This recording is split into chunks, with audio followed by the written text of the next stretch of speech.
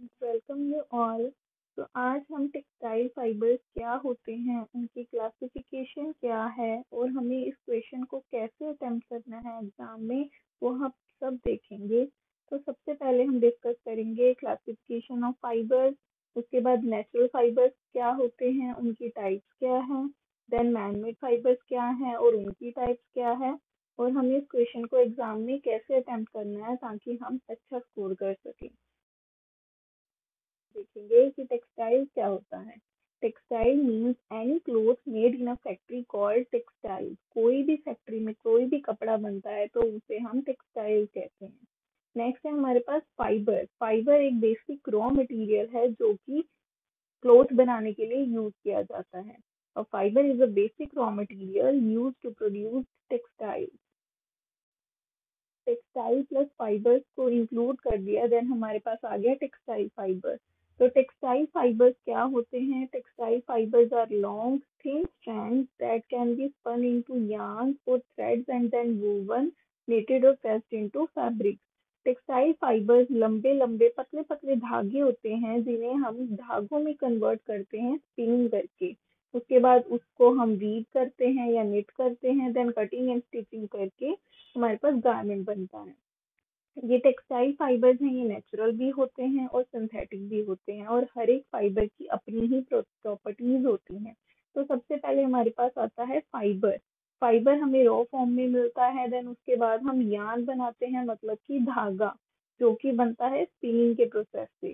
Then ये धागा बनने के बाद हम उससे फैब्रिक बनाते हैं। तो फैब्रिक कैसे बनता है? यार्न को वीव करके या निट करके, मतलब कि बुन के। उसके बाद फैब्रिक बनने के बाद हमारे पास जो फाइनल गारमेंट बन के आता है वो कटिंग या स्टिचिंग से आता है। आफ्टर दैट हमारे पास है फ्लो चार्ट है, classification of textile fibres based on sources and origin. तो टेक्सटाइल फाइबर्स हमारे पास दो तरह से होते हैं, एक है नेचुरल फाइबर्स और एक है मैन मेड फाइबर्स। जो नेचुरल फाइबर्स है वो भी फर्दर तीन पार्ट्स में डिवाइड है, जो कि सबसे पहले है हमारे पास plant based fibres, animal fibres and mineral fibres. जो मैन मेड फाइबर्स हैं वो दो में कैटेगराइज्ड हैं, regenerated fibres and synthetic fibres. हमारे पास जो टेक्सटाइल फाइबर्स हैं, नेचुरल फाइबर्स में एनिमल फाइबर्स जो हैं वो हमें मिलते हैं हेयर फाइबर्स और सिक्रीशन फाइबर्स से।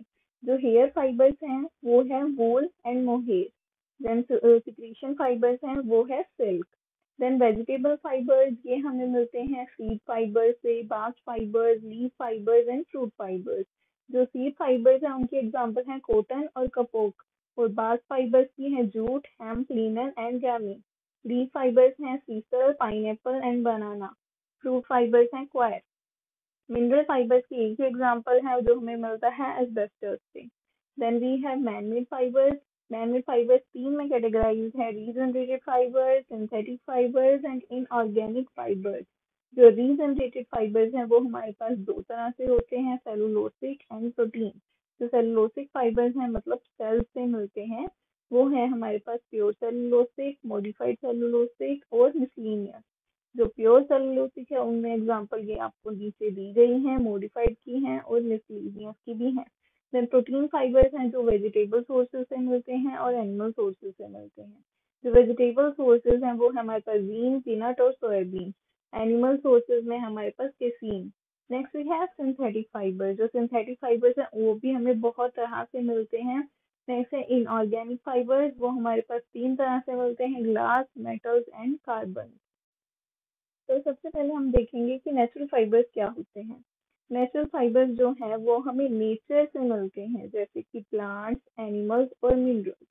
ये फाइबर्स हैं जो बहुत ज़्यादा प्रोडक्ट्स बनाने के लिए यूज़ किए जाते हैं, जैसे कि टेक्सटाइल्स में, पेपर में और बिल्डिंग मटेरियल्स में। नेचुरल फाइबर्स क्या हैं? ये रिन्यूएबल होते हैं, बायोडिग्रेडेबल होते हैं, इको फ्रेंडली होते हैं, क्योंकि इनमें कोई सिंथेटिक कोई केमिकल्स नहीं मिले होते, इसलिए हमारे इन्वायरमेंट को भी हार्म नहीं करते। इसकी एग्जांपल्स हैं जैसे कि cotton, wool, silk, flax, hemp, jute and ग्रेनी, और भी बहुत हैं। तो सबसे पहले हमारे पास वेजिटेबल और प्लांट बेस्ड सोर्सेज।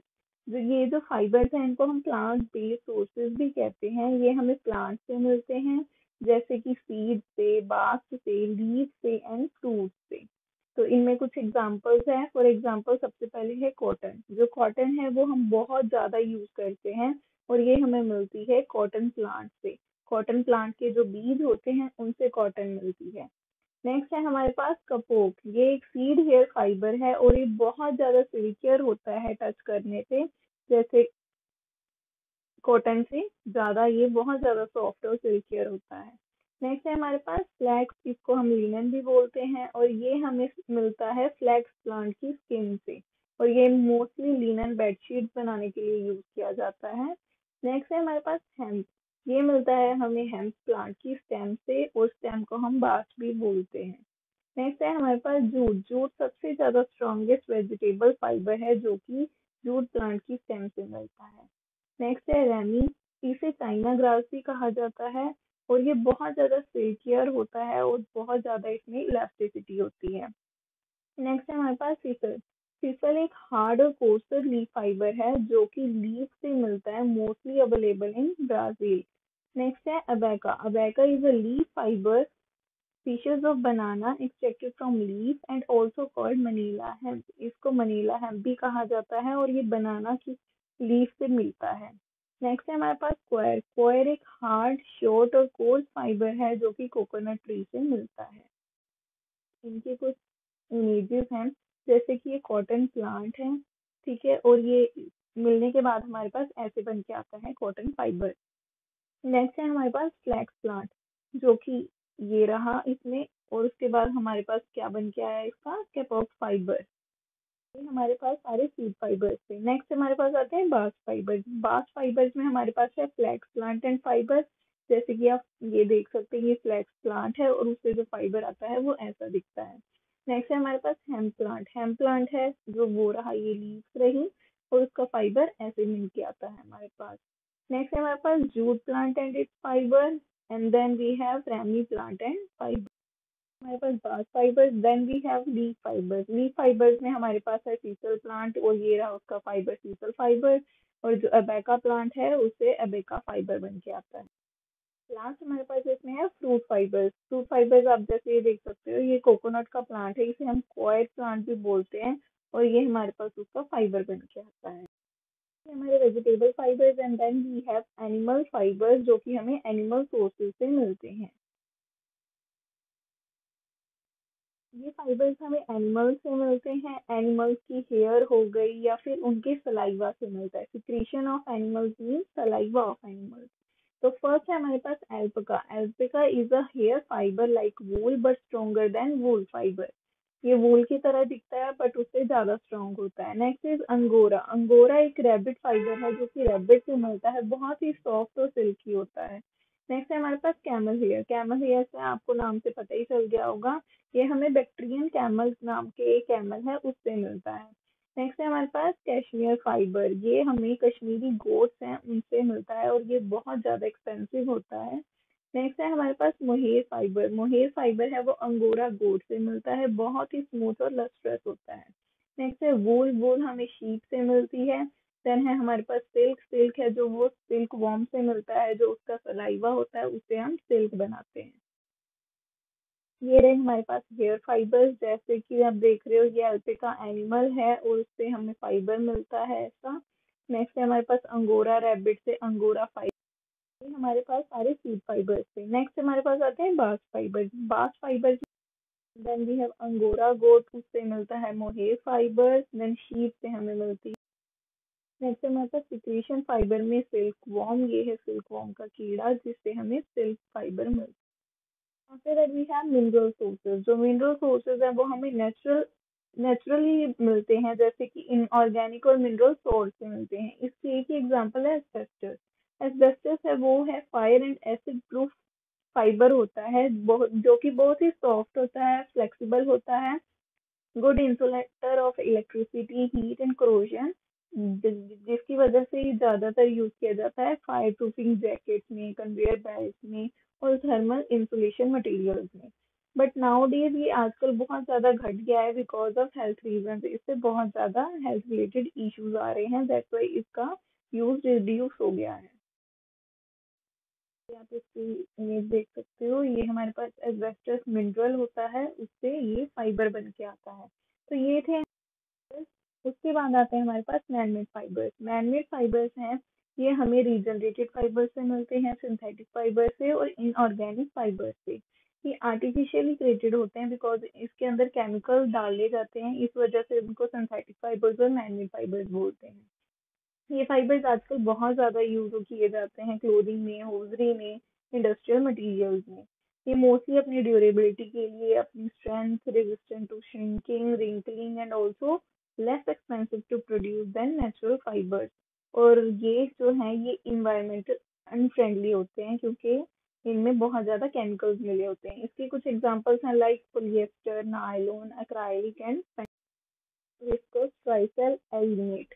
और रीजनरेटेड प्रोटीन फाइबर्स हैं, ये वेजिटेबल सोर्सेज और एनिमल सोर्सेज से एक्सट्रैक्ट किए जाते हैं। इसके एग्जांपल है सोयाबीन और कैसीन। आप देख सकते हो सेलुलोसिक फाइबर है, जो ये प्योर सेलुलोसिक विस्कोस फाइबर है, ये एल्गिनेट फाइबर है, and then modified cellulosic tricel fibre.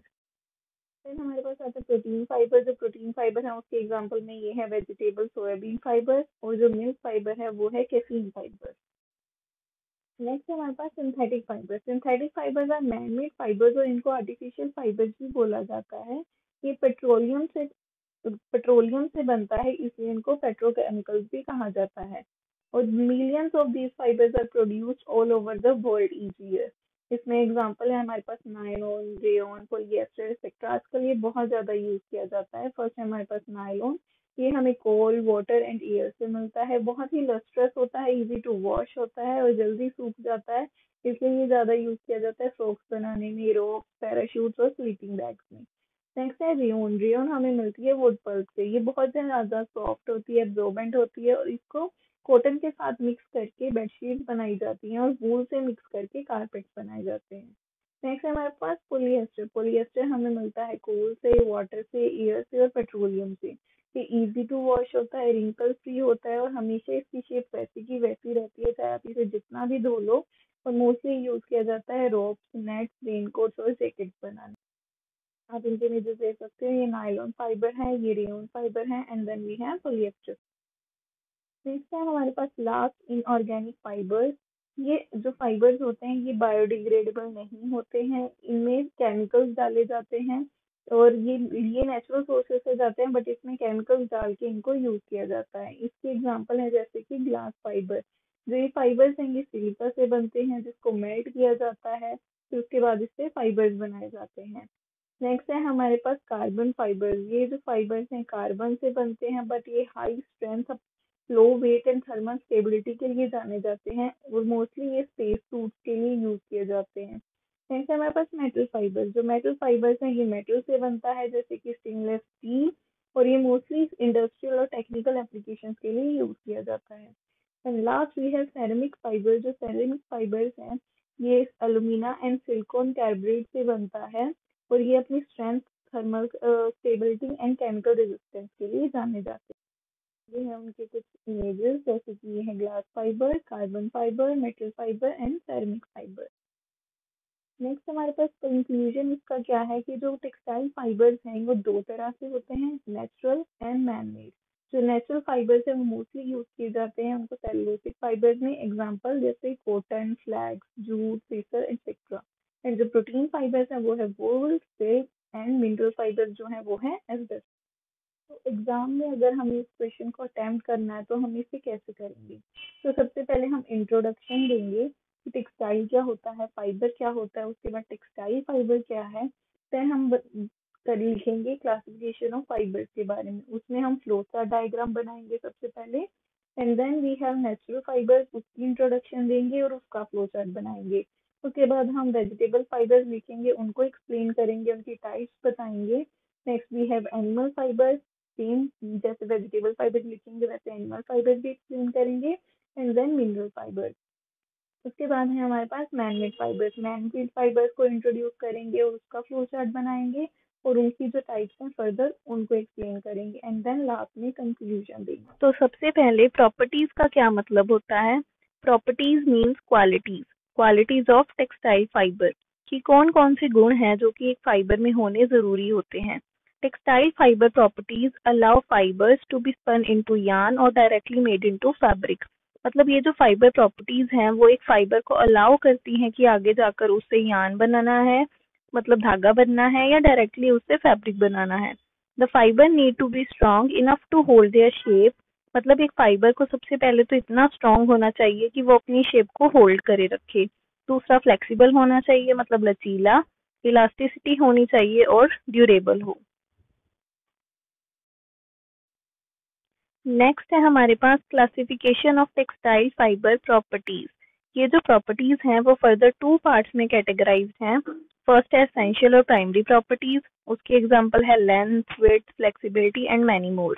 Second हमारे पास है डिजायरेबल और सेकेंडरी प्रॉपर्टीज, और इसके एग्जांपल में है शेप, कलर, लेस्चर एक्सेट्रा. तो सबसे पहले हमारे पास what are primary properties. Primary properties क्या होती हैं? Primary properties are essential properties जो कि मैंडेटरी होती हैं, मतलब जरूरी होती हैं किसी भी फाइबर के लिए.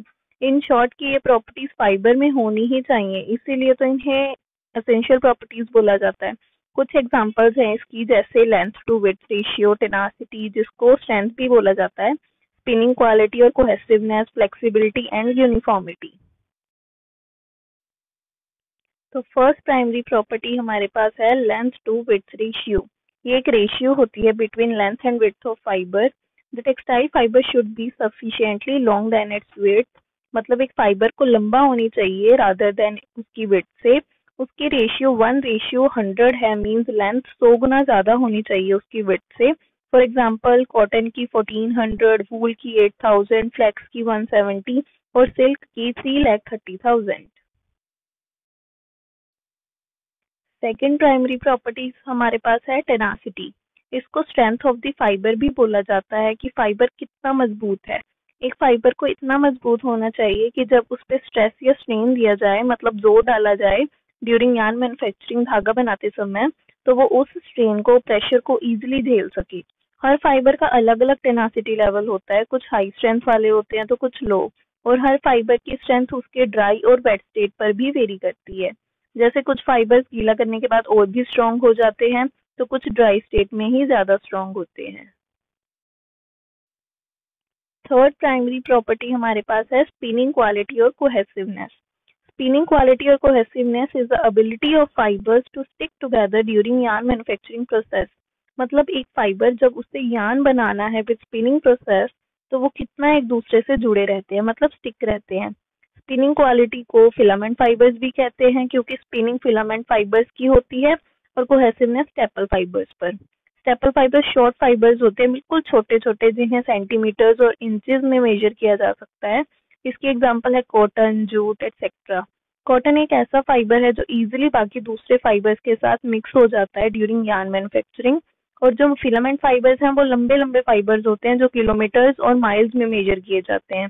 इसकी एग्जांपल है वूल, सिल्क एक्सेट्रा. वूल के सेरेटेड एजेस होते हैं, मतलब दांतेदार किनारे होते हैं, जिसकी वजह से दूसरा फाइबर उसके साथ इजीली एंटेंगल्ड, मतलब उलझ जाता है, स्टिक हो जाता है ड्यूरिंग यार्न मैन्युफैक्चरिंग. नेक्स्ट हमारे पास है फ्लेक्सिबिलिटी, मतलब लचीला. फ्लेक्सिबिलिटी का मतलब होता है कि एक फाइबर को इतना लचीला होना चाहिए कि वो इजीली बेंड हो जाए, मतलब मुड़ जाए बिना टूटे ड्यूरिंग यार्न मैन्युफैक्चरिंग, ताकि जब उससे फैब्रिक बने और वो यूज में आए तो वो फटे नहीं. टेक्सटाइल फाइबर्स प्लायबल होने चाहिए, तभी वो और फाइबर्स के साथ स्पन किए जा सकेंगे. नेक्स्ट इसमें कहा है कि कुछ नेचुरल फाइबर्स होते हैं जो स्टिफ होते हैं, मतलब कड़क होते हैं, वो अपनी शेप चेंज ही नहीं करते, तो वो प्रैक्टिकल नहीं है, इजीली खराब होने के चांसेस ज्यादा हैं उनके. लास्ट प्राइमरी प्रॉपर्टी है हमारे पास यूनिफॉर्मिटी. यूनिफॉर्मिटी का मतलब होता है इक्वल, मतलब एक समान. एक अच्छा यार्न बनाने के लिए फाइबर्स का यूनिफॉर्म होना जरूरी है. सिंथेटिक फाइबर ज्यादा इक्वल होते हैं रादर देन नेचुरल फाइबर से, क्योंकि वो मैनमेड फाइबर्स होते हैं जिन्हें केमिकल्स वगैरह यूज करके यूनिफॉर्म किया जाता है. और नेचुरल फाइबर्स में इक्वालिटी मिलना मुश्किल होता है, इसी वजह से उन्हें अदर फाइबर्स के साथ ब्लेंड किया जाता है. अब हमारे पास आती हैं secondary properties. Secondary properties desirable properties होती हैं, मतलब ये इतना भी ज्यादा जरूरी नहीं होती. ये बस फाइबर को यूज करने में उसकी वैल्यू को इंक्रीज करती हैं। इसकी एग्जांपल है physical shape, lustre, specific gravity, elastic recovery and elongation, moisture regain, resiliency and thermal behaviour. First है हमारे पास फिजिकल शेप, मतलब देखने में उसका आकार कैसा है। हर फाइबर की अपनी फिजिकल शेप होती है। नेचुरल फाइबर्स को शेप इरेगुलर होती है, मतलब एक समान नहीं होती। वेयर सिंथेटिक फाइबर्स की शेप मोल्ड पर डिपेंड करती है। उसको जिस तरह के भी स्पिन रेट या मोल्ड में डालोगे वो वही शेप ले लेगा। नेक्स्ट है हमारे पास लस्टर। लस्टर मीन्स शाइन और शीन ऑफ अ टेक्सटाइल फाइबर, मतलब कि वो कितना चमकीला है। टेक्सटाइल फाइबर शाइनी भी होते हैं, कुछ कम शाइनी होते हैं तो कुछ बिल्कुल ही डल होते हैं। एग्जाम्पल में नेचुरल फाइबर्स में सिल्क शाइनी और लस्ट्रस होता है। सिंथेटिक फाइबर्स में विस्कोस रेयॉन लस्ट्रस होती है। कभी कभी जब इन फाइबर्स में शाइन नहीं होती तब इनमें एक डेलस्ट्रेन टाइटेनियम डाइऑक्साइड मिक्स किया जाता है फॉर शाइननेस। सिल्क का बहुत ही स्मूथ स्ट्रक्चर होता है, जब उसके सरफेस पे लाइट पड़ती है तब वो और भी शाइनी लगता है। वेयर जो कॉटन है वो डल है क्योंकि उसका स्ट्रक्चर इरेगुलर होता है, जिसकी वजह से उस पर आप जितनी भी लाइट डाल दो वो शाइन नहीं करेगा, क्योंकि उसका इरेगुलर स्ट्रक्चर उस लाइट को ब्रेक कर देता है। नेक्स्ट है हमारे पास specific gravity. Specific gravity refers to the density of a fabric, मतलब कि वो कितना थिक है, कितना मोटा है। डेंसर फैब्रिक्स मतलब थिक फैब्रिक्स की ज्यादा ग्रेविटी होती है रादर लाइटर फैब्रिक से। जैसे कॉटन की 1.54 डेंसर ग्रेविटी है सिल्क की 1.25 ग्रेविटी से, वेयर एज फ्लेक्स की 1.50 ग्रेविटी है जूट की 1.48 ग्रेविटी से। नेक्स्ट है हमारे पास इलास्टिक रिकवरी एंड एलोंगेशन, मतलब एक फाइबर में कितनी एबिलिटी है कि उसको खींचने के बाद वो दोबारा अपनी ओरिजिनल लेंथ में वापस आ जाए। जब हम अपनी फोर्स लगाकर, अपनी पूरी फोर्स लगाकर उसे स्ट्रेच करते हैं तो उस स्ट्रेच को एलोंगेशन और एक्सटेंशन कहा जाता है। अगर फाइबर स्ट्रेच करने के बाद वापस अपनी ओरिजिनल लेंथ में आ जाता है तो उसे 100% इलास्टिक रिकवरी कहा जाता है। नेक्स्ट हमारे पास है moisture regain and moisture content, मतलब एक फाइबर कितना मॉइस्चर एब्जॉर्ब कर सकता है।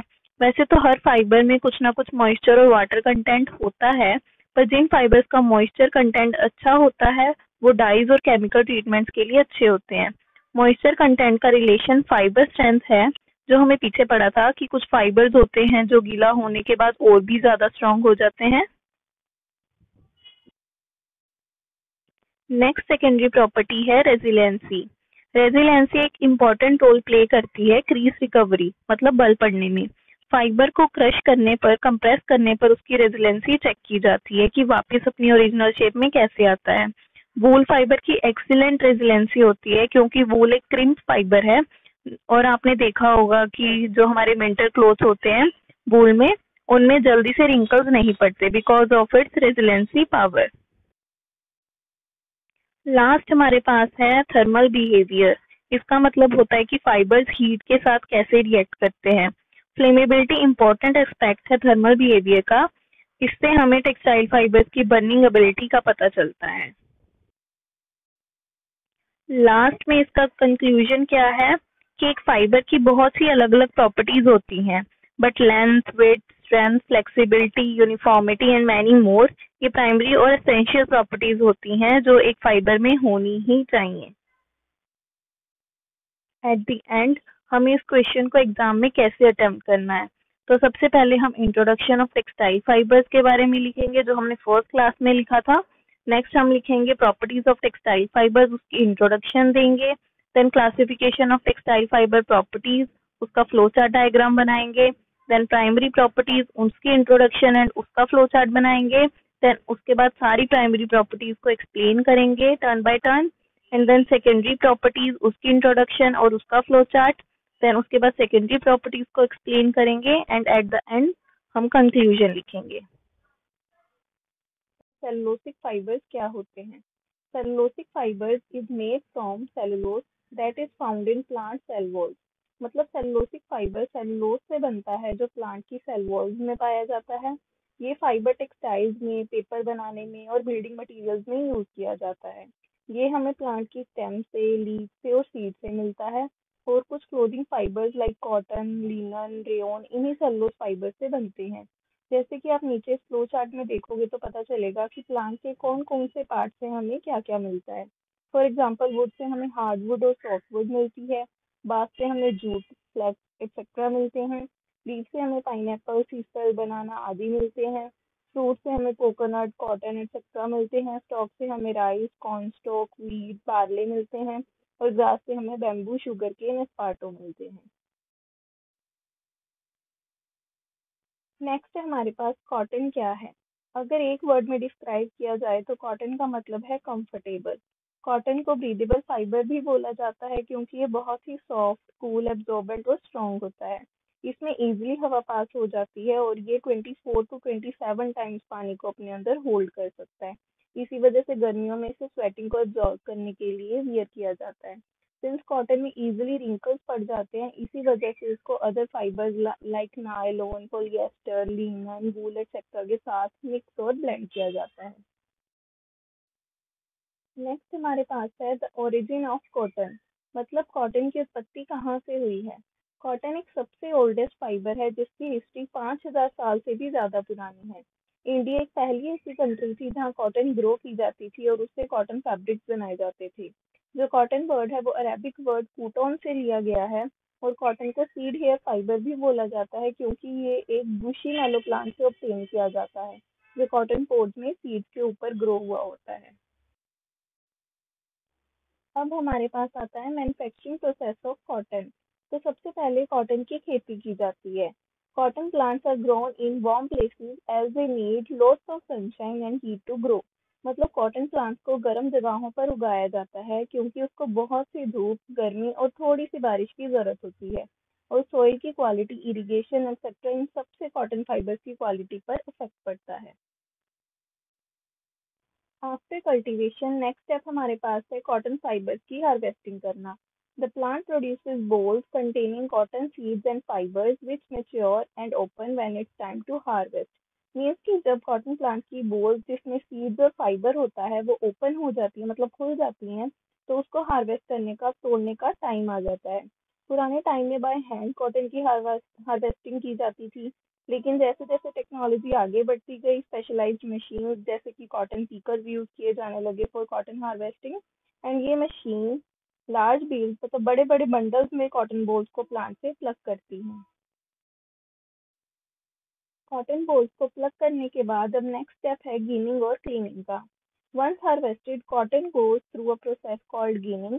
मतलब हार्वेस्टिंग करने के बाद कॉटन फर्दर एक प्रोसेस के लिए आगे जाती है जिसको गिनिंग बोला जाता है। इस स्टेप में कॉटन फाइबर में जो कुछ सीड्स रह जाते हैं उन्हें अलग किया जाता है। गिनिंग मशीन से भी की जा सकती है और बाय हैंड भी। उसके बाद कॉटन फाइबर्स को फाइनल क्लीनिंग के लिए भेजा जाता है जिसमें उसकी बची हुई सारी impurities like dust, dirt etcetera को क्लीन किया जाता है। आफ्टर गिनिंग ये क्लीनिंग इसलिए की जाती है ताकि जब कॉटन फाइबर से यार्न बने तो कॉटन बिल्कुल क्लीन और ऑप्टिमम कंडीशन में होनी चाहिए। आफ्टर क्लीनिंग नेक्स्ट स्टेप हमारे पास है कार्डिंग। एक बार जब कॉटन बिल्कुल क्लीन हो गई उसके बाद उसे कार्डिंग प्रोसेस के लिए भेजा जाता है जिसके अंदर सारे कॉटन फाइबर्स को एक डायरेक्शन में अलाइन किया जाता है। और अगर कोई टैंगल्स या इम्प्योरिटीज रह जाती हैं क्लीनिंग के बावजूद तो वो कार्डिंग में 100% रिमूव हो जाती हैं। उसके बाद जब फाइबर्स कार्डेड हो जाते हैं तो उससे विक बन जाता है, मतलब long and thin strand. Next step हमारे पास है स्पिनिंग। स्पिनिंग एक प्रोसेस है जिसमें स्ट्रैंड्स को यार्न, मतलब धागे में कन्वर्ट किया जाता है। स्पिनिंग करने के डिफरेंट डिफरेंट वेज हैं बट सबका ऑब्जेक्टिव सेम है कि फाइबर्स को ट्विस्ट देकर उसे स्ट्रॉन्ग बनाना। ये बहुत ही इंपॉर्टेंट स्टेज होती है और आजकल स्पिनिंग मशीन से की जाती है हाई स्पीड में कॉटन रोविंग्स को ट्विस्ट देने के लिए टू फॉर्म यार्न। जैसे जैसे रोविंग्स ट्विस्ट होते जाते हैं वैसे वैसे फाइबर्स एक कॉन्टिन्यूअस यूनिफॉर्म स्ट्रैंड की फॉर्म में बनते जाता है। और इसी स्टेज पर हम डाइज ऐड करते हैं फॉर कलरफुल जार्न। नेक्स्ट स्टेप हमारे पास है winding and finishing. After spinning cotton yarns को स्पूल्स पर लपेटा जाता है for easy handling and transportation. Winding इसलिए की जाती है ताकि yarn को अच्छे से स्टोर और ट्रांसपोर्ट किया जा सके। वाइंडिंग करने के बाद yarn को फिनिशिंग प्रोसेस के लिए भेजा जाता है जिसमें फाइनल ट्विस्टिंग और स्ट्रेचिंग दी जाती है yarn को उसकी यूनिफॉर्मिटी और स्ट्रेंथ को इम्प्रूव करने के लिए। इस स्टेज पर क्वालिटी कंट्रोल डिपार्टमेंट इंश्योर करता है कि यार्न सारे डिजायर्ड स्टैंडर्ड्स पार कर चुका है, और अगर यार्न में कोई डिफेक्ट रह जाता है तो उसे प्रोडक्शन प्रोसेस के लिए पहुंचने से पहले ही रिमूव कर दिया जाता है। लास्ट स्टेप हमारे पास है टेक्सटाइल मैन्युफैक्चरिंग। इससे यार्न को कॉटन फैब्रिक में कन्वर्ट किया जाता है बाय वीविंग ऑन लूम और knitting by machine. Mainly cotton fabric बनाने के लिए हैंड स्पिनिंग और हैंडलूम वीविंग टेक्निक्स यूज की जाती हैं। Cotton fibres non woven fabrics बनाने के लिए भी यूज किए जाते हैं, जिसमें डायरेक्टली फाइबर से फैब्रिक बनता है। उसके बाद है the fibres that comes out of the loom is called grey goods. मतलब जो fabric without any finishing directly loom से उतर के आता है उसे ग्रे गुड्स कहा जाता है।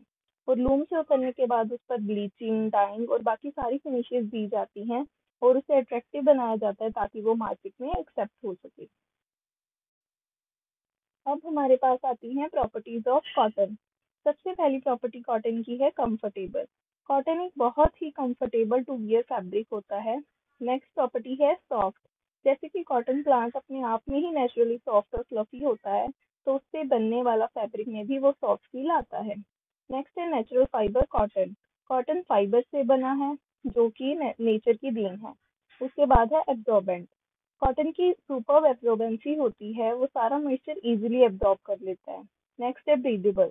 कॉटन फैब्रिक ब्रीदेबल फैब्रिक होता है जिसमें इजीली हवा पास होती रहती है, इसलिए इसे समर्स में वियर करने को प्रेफर किया जाता है।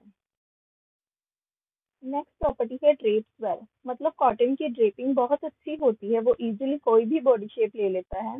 नेक्स्ट है durable. Cotton is strong and जब वो गीला होता है तो वो और भी स्ट्रॉन्ग हो जाता है। नेक्स्ट है मशीन वॉशेबल। ये इजीली मशीन वॉशेबल है because of its strength when wet. Next property है इजीली टू कलर और प्रिंट। कलर कॉटन फैब्रिक्स की ऑब्जर्वेंसी बहुत अच्छी होती है, जिसकी वजह से इन्हें इजीली कलर और प्रिंट दिया जा सकता है। लास्ट प्रॉपर्टी है नो स्टैटिक। ये कॉटन डजंट कंडक्ट इलेक्ट्रिसिटी, जिसकी वजह से आपको कभी स्टैटिक शॉक नहीं लगेगा जैसे सिंथेटिक फैब्रिक्स में लगता है। लास्ट में इसका कंक्लूजन क्या है कि जो कॉटन यार्न मैन्युफैक्चरिंग प्रोसेस है वो एक कॉम्बिनेशन है ट्रेडिशन और टेक्नोलॉजी का। हार्वेस्टिंग से लेकर यार्न बनाने तक हर प्रोसेस ज़रूरी होता है। कॉटन अपनी सॉफ्टनेस, ब्रीदेबिलिटी और एब्जॉर्बेंसी के लिए जानी जाती है, और ये बहुत से टेक्सटाइल प्रोडक्ट्स में यूज़ की जाती है। लास्ट में हमें इस क्वेश्चन को एग्जाम में कैसे अटेम्प्ट करना है। सबसे पहले हम सेलुलोसिक फाइबर्स के बारे में लिखेंगे, उन्हें एक्सप्लेन करेंगे, उसके बाद फ्लो चार्ट बनाएंगे। Then introduction of cotton, the origin of cotton fibre की वो कहाँ से उत्पत्ति हुई है उसकी, मैन्युफैक्चरिंग प्रोसेस ऑफ कॉटन उसका फ्लो चार्ट बनाएंगे और सारे प्रोसेस को हम एक्सप्लेन करेंगे turn by turn. After that properties of cotton उसका फ्लो चार्ट बनाएंगे, उन्हें एक्सप्लेन करेंगे और उसके बाद कंक्लूजन। नेक्स्ट है हमारे पास इंट्रोडक्शन ऑफ लिनन। लिनन क्या है? लिनन एक अपैरल है, क्लोथ है जो फ्लैक्स प्लांट के फाइबर से बनता है। It is valued for its natural breathable qualities and popular for clothing, bedding and home textiles. Means linen अपनी नेचुरल ब्रीदेबल क्वालिटीज के लिए जाना जाता है और clothing, bedding and home textiles के लिए पॉपुलर है। And it is also known for its durability, absorbency, coolness and crisp feel. Next हमारे पास है the origin of linen. Linen एक one of the oldest textile material है जो Mesopotamia, Egypt और मेडिटेरेनियन में पाया गया था। फ्लैक्स प्लांट की कल्टीवेशन जिससे लिनन फैब्रिक बनता है अराउंड 10,000 साल पुरानी है। एंशियंट इजिप्शियंस उस टाइम अपनी एडवांस टेक्निक्स के लिए जाने जाते थे, जिसको वो क्लोथिंग, बेडिंग और इवन के अपने रिलीजियस रिचुअल्स के लिए यूज करते थे। लिनन की प्रॉपर्टी उसकी strength, cool and comfort, breathability और ड्यूरेबिलिटी की वजह से जानी जाती है। अब हमारे पास आता है मैन्युफैक्चरिंग प्रोसेस ऑफ लिनन। उसके लिए सबसे पहला स्टेप है harvesting of flax fibres. Linen comes from the fibres of the flax plant. ये प्लांट्स रूट से खींचे जाते हैं रादर देन काटने से, ताकि इनकी लेंथ को बचाया जा सके। आफ्टर हार्वेस्टिंग नेक्स्ट स्टेप है रेटिंग। इस स्टेप में फ्लैक्स स्टेम्स को पानी में सोक किया जाता है ताकि उन स्टेम्स की आउटर लेयर को गलाया जा सके। रेटिंग करने के बहुत से तरीके हैं, जैसे ड्यू रेटिंग, वाटर रेटिंग और केमिकल रेटिंग। रेटिंग के बाद आता है ब्रेकिंग एंड स्कचिंग। इस स्टेप में फ्लैक्स स्टेम्स को बीट किया जाता है, मारा जाता है, ताकि उसकी आउटर वुडी लेयर, जिसको बून भी बोलते हैं, वो ब्रेक हो जाए, मतलब टूट जाए। इसलिए उसको ब्रेकिंग बोलते हैं। एंड आफ्टर ब्रेकिंग जो ब्रोकन पीसेस रह जाते हैं फाइबर्स में, उनको रिमूव किया जाता है और उस प्रोसेस को स्कचिंग कहा जाता है। नेक्स्ट स्टेप हमारे पास है हैकलिंग। इस स्टेप में फाइबर्स को एक सीरीज में बिछाया जाता है और उन्हें कॉम्ब किया जाता है, जिसको हैकल्स भी बोला जाता है, to remove all the shorter fibres and impurities, जिसके बाद सिर्फ लॉन्ग और स्मूथ फ्लेक्स फाइबर्स रह जाते हैं। आफ्टर हैकलिंग उन लॉन्ग फाइबर्स को की स्पिनिंग की जाती है, जिसमें फाइबर से थ्रेड बनता है। स्पिनिंग ट्रेडिशनल मेथड से भी की जा सकती है बाय यूजिंग स्पिनिंग व्हील्स, और मॉडर्न मेथड से भी हो सकती है by using spinning machine. Spinning के बाद अब यार्न की वीविंग और फिनिशिंग की जाती है। उसके लिए यार्न को लूम पर चढ़ाया जाता है और उसकी वीविंग की जाती है। लिनन फैब्रिक की वीविंग करने के लिए बहुत सी टेक्निक्स हैं, like plain, twill and herringbone weave. और वीविंग करने के बाद लिनन फैब्रिक को फिनिशिंग प्रोसेसेस के लिए भेजा जाता है, जिसमें उसे ब्लीच, डाइंग और सॉफ्टनिंग ट्रीटमेंट दिए जाते हैं। लास्ट स्टेप हमारे पास है कटिंग एंड स्विंग। इसमें लिनन फैब्रिक की कटिंग करके उसे स्टिच किया जाता है into various garments, household textiles और industrial products. After manufacturing process linen की कुछ प्रॉपर्टीज हैं, लाइक ब्रीदेबिलिटी। लिनन एक हाईली ब्रीदेबल फैब्रिक है, जिसकी वजह से इसे मोस्टली वार्म वेदर्स में प्रेफर किया जाता है। नेक्स्ट प्रॉपर्टी है moisture absorption. It also absorb moisture well, और ये आपको कूल एंड ड्राई रखता है। नेक्स्ट प्रॉपर्टी है durability. Linen is strong and durable, और ये हर वॉश के बाद और भी सॉफ्ट होते जाता है। नेक्स्ट है रिंकल रेजिस्टेंट। ये इजिली रिंकल हो जाता है, बट इससे इजिली रिंकल्स निकल भी जाते हैं। आफ्टर दैट है हाइपोलर्जेनिक। लिनन फैब्रिक बैक्टीरिया से स्किन को बचाता है, और ये इजिली सुटेबल है for sensitive skin. Next property है थर्मोरेगुलेशन। लिनन फैब्रिक की एक्सीलेंट थर्मल पावर है। ये आपको गर्मियों में ठंडा रखता है और कूल टेम्परेचर्स में गर्म रखता है। आफ्टर थर्मोरेगुलेशन नेक्स्ट प्रॉपर्टी है इन्वायरमेंटल सस्टेनेबिलिटी। लिनन एक इको फ्रेंडली फैब्रिक है, क्योंकि इसके फ्लैक्स प्लांट्स को बहुत कम पानी और पेस्टिसाइड्स की जरूरत पड़ती है ग्रो करने के लिए, as compare to cotton crops. अगली प्रॉपर्टी है versatility. Linen fabric various products like clothing, bedding and home decor के लिए यूज किया जाता है। नेक्स्ट है नेचुरल लस्टर। लिनन फैब्रिक में नेचुरल शीन और शाइनेस होती है, जो उसे एलिगेंस लुक देती है। लास्ट प्रॉपर्टी है बायोडिग्रेडेबिलिटी। लिनन बायोडिग्रेडेबल होता है, जो उसे इन्वायरमेंट फ्रेंडली चॉइस के लिए बनाता है। अब आता है इसका कंक्लूजन। लिनन एक बहुत ही वर्सेटाइल फैब्रिक है, जो सदियों से क्लोथिंग, हाउसहोल्ड आइटम्स बनाने में और इंडस्ट्रियल एप्लीकेशंस में यूज करने के लिए चला आ रहा है। इसकी ब्रीदेबिलिटी और ड्यूरेबिलिटी पावर इससे बहुत से पर्पसेस में यूज करने के काबिल बनाता है। लिनन फैब्रिक इन्वायरमेंट फ्रेंडली और बायोडिग्रेडेबल होता है, जिससे इको फ्रेंडली मटेरियल्स बनाने में इससे मदद मिलती है। लास्ट में हमें इस क्वेश्चन को कैसे अटेम्प्ट करना है। सबसे पहले हम सेलुलोसिक फाइबर्स को एक्सप्लेन करेंगे, उसका फ्लो चार्ट बनाएंगे। Then introduction of linen, the origin of linen fibre, then manufacturing process of linen. इसमें फ्लो चार्ट बना के सारे प्रोसेस को हम एक्सप्लेन करेंगे। After that properties of linen, उसका फ्लो चार्ट बनाएंगे और सारी प्रॉपर्टीज को एक्सप्लेन करेंगे। एंड एट लास्ट हम कंक्लूजन लिखेंगे। Protein fibres. प्रोटीन फाइबर्स कौन से फाइबर्स होते हैं? जो fibres natural sources like plants and animals जिनमें प्रोटीन अवेलेबल होता है, उनसे ऑब्टेन किए जाते हैं, जैसे कि सिल्कवॉर्म से मिलती है, वूल शीप से मिलती है, और कसीन मिल्क से। उसके बाद है alpaca fibres and angora goat fibres are popular too, but are pricier and more luxurious. Means जो angora goat fibres and alpaca fibres हैं, ये भी बहुत पॉपुलर प्रोटीन फाइबर्स हैं, बट ये थोड़े प्राइसी और लग्जूरियस होते हैं। नेक्स्ट हमारे पास है introduction of wool. Wool is one of the animal fibre that is obtained from sheep and other animals. और एनिमल फाइबर्स वो फाइबर्स होते हैं जो हमें एनिमल से मिलते हैं। नेक्स्ट है वूल जनरली शीप या कंगोरा गोट, कैमल एटसेट्रा से ऑब्टेन की जाती है। इन एनिमल्स की बॉडी की थिक आउटर कवरिंग होती है, जो इन्हें अपने बॉडी टेम्परेचर को मेंटेन करने में हेल्प करती है। इंडिया में वूल जनरली शीप से ही ऑब्टेन की जाती है, और जम्मू कश्मीर के मोस्टली रीजन्स में अंगोरा वूल्स पाई जाती हैं, जो अंगोरा गोट से ऑब्टेन होती हैं। याक वूल मोस्टली लद्दाख और तिब्बत में पाई जाती है, और पश्मीना शॉल, जो कि one of the famous shawl है वूल से बनने वाली, वो पश्मीना गोट से ऑब्टेन की जाती हैं।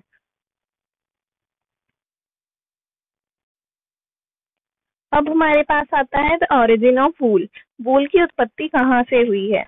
वूल fibre can be traced back to the ancient domestication of sheep. Means जो वूल फाइबर है वो एंशिएंट टाइम से ही पालतू भेड़ों से ऑब्टेन किया जाता था। हजारों साल से ही ह्यूमंस शीप को अलग अलग तरह की वूल के लिए पालते आ रहे हैं फॉर डिफरेंट पर्पसेस। नेक्स्ट है wool fibres are made up of a protein called keratin, जो कि ह्यूमन हेयर्स और नेल्स में भी पाया जाता है। Then wool is harvested by shearing the fleece from the sheep, जिसके बाद उसमें से सारी इम्प्योरिटीज रिमूव करके उससे यार्न के लिए स्पन किया जाता है for use in textiles.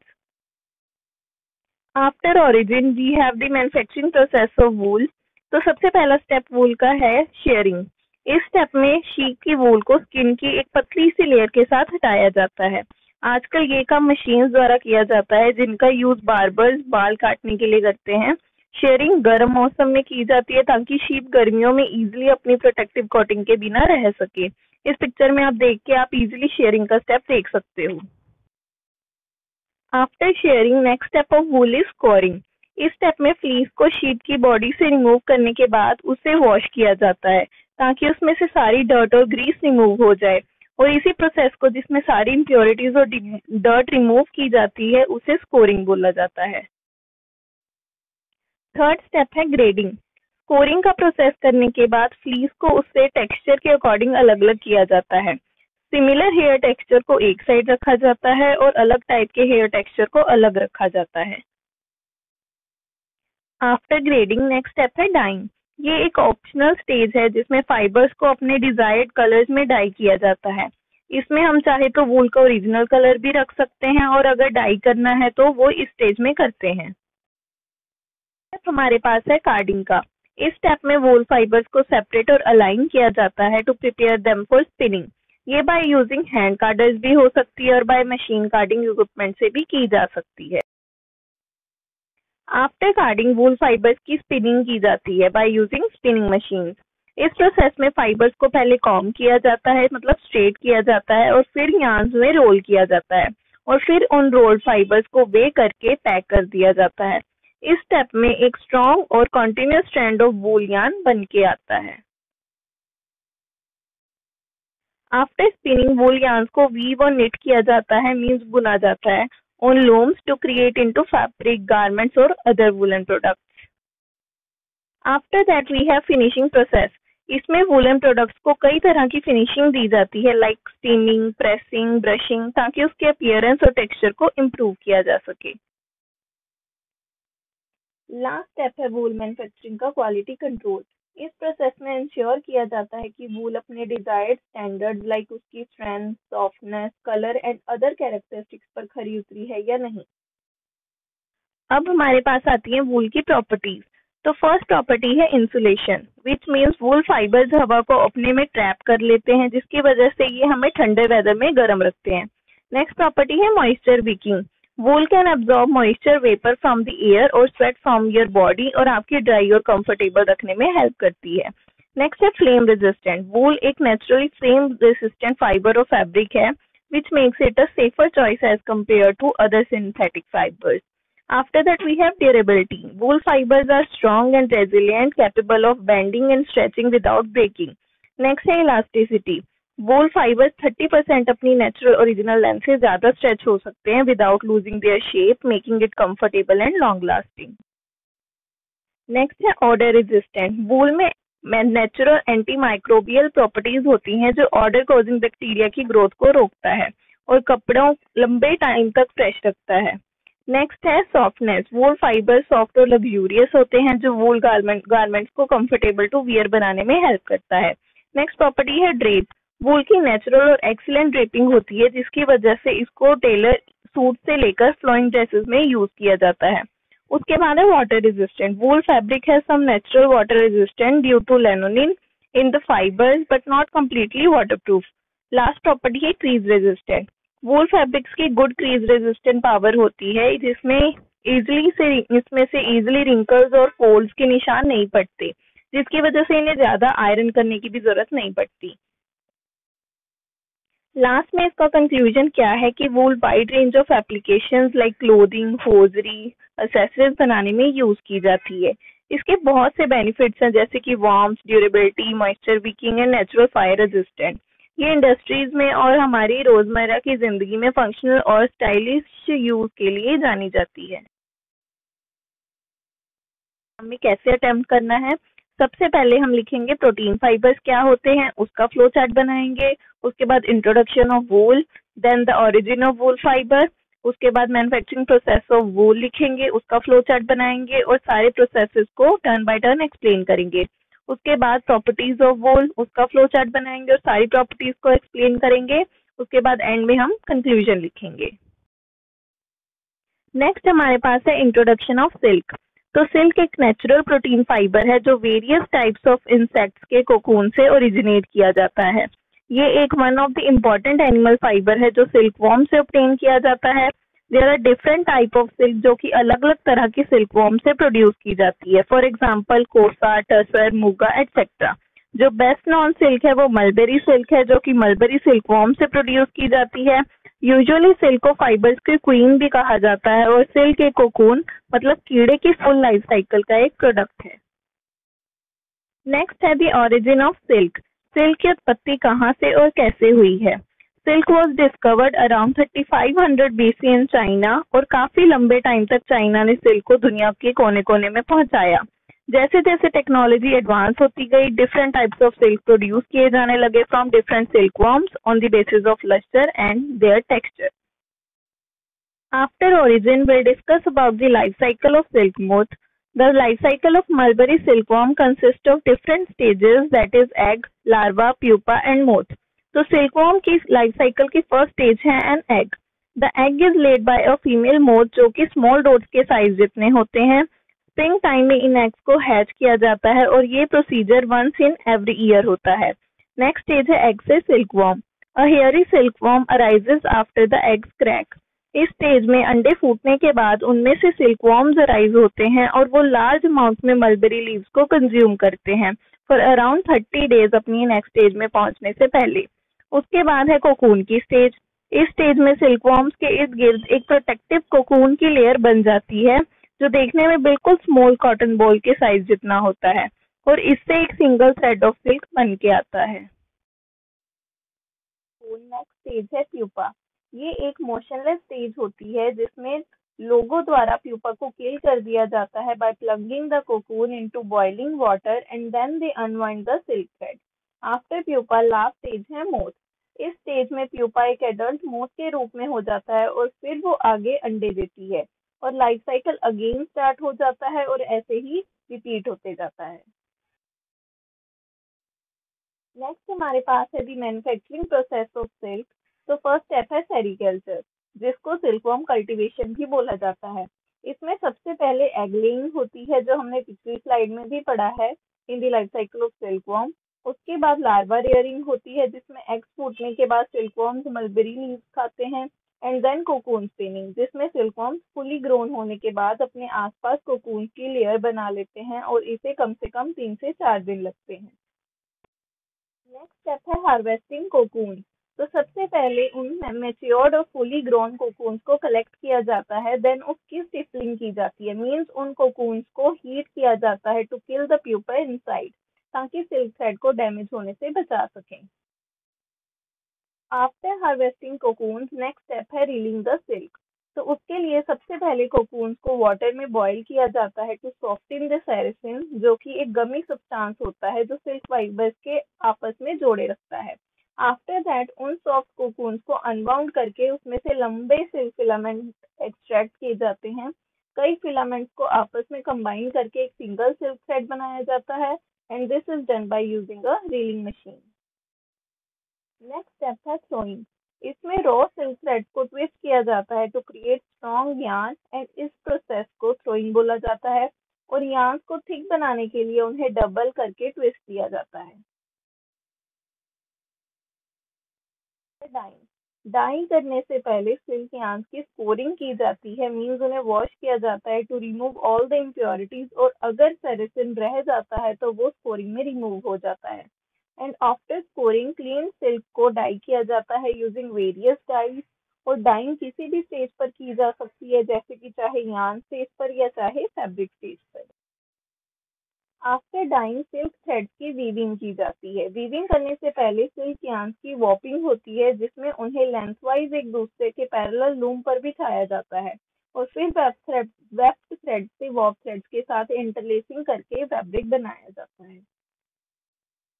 After weaving silk fabric की फिनिशिंग की जाती है, जिसमें उसे ब्लीच, सॉफ्टनिंग और other special finishes like water repellency और फायर रेजिस्टेंस फिनिशेस दिए जाते हैं।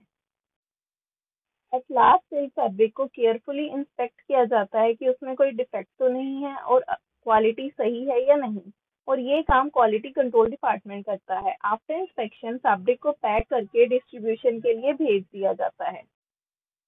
After manufacturing process will discuss the properties of silk, जिसमें फर्स्ट प्रॉपर्टी है लस्टर। सिल्क हैज नेचुरल शीन जो लाइट को अलग अलग एंगल्स में रिफ्लेक्ट करती है, जिसकी वजह से शिमरिंग इफेक्ट प्रोड्यूस होता है।